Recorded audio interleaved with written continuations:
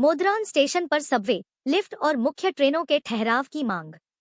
Station को अमृत भारत योजना में शामिल करने की भी उठी मांग। मोदरान रेलवे स्टेशन पर वर्षों से लंबित रेल सुविधाओं और प्रमुख ट्रेनों के ठहराव की मांग को लेकर क्षेत्र में आक्रोश देखने को मिला। ग्रामीणों व संघर्ष समिति के नेतृत्व में बड़ी संख्या में लोगों ने एकजुट होकर रेलवे प्रशासन के खिलाफ विरोध जताया और मोदरान स्टेशन को अमृत भारत स्टेशन योजना में शामिल करने की पुरजोर मांग की। नमस्कार, आप देख रहे हैं एमबी न्यूज राजस्थान। आइए देखते हैं खबर विस्तार से।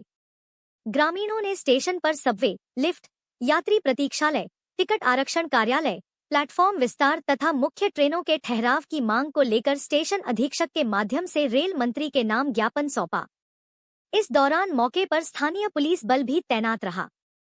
पैसेंजर ट्रेनों का संचालन और रोकी गई रेल सेवाएं शुरू करने की मांग।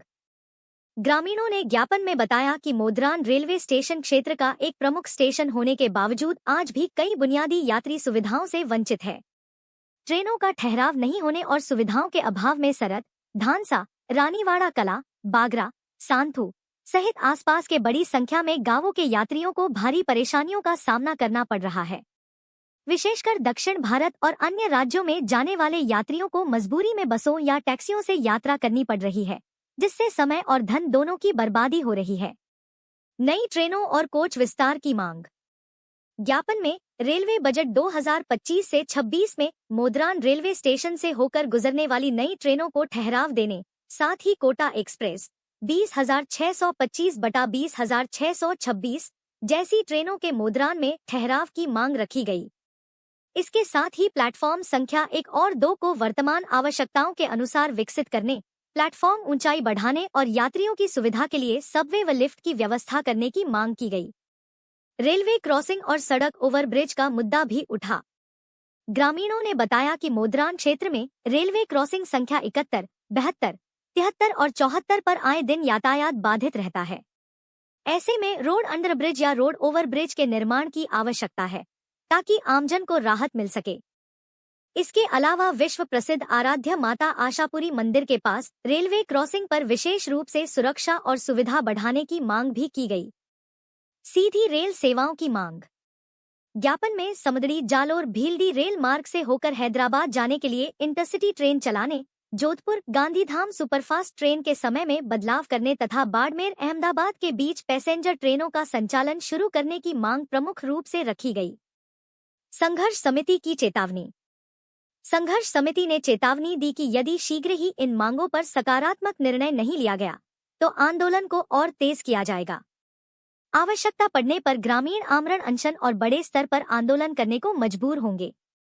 ज्ञापन की प्रतिलिपि जोधपुर रेल मंडल प्रबंधक, जयपुर स्थित महाप्रबंधक, जालोर, सिरोही सांसद एवं संबंधित रेलवे अधिकारियों को भी भेजी गई है। ऐसी ही क्षेत्र की रोचक खबरों के लिए एमबी न्यूज राजस्थान चैनल को देखते रहे।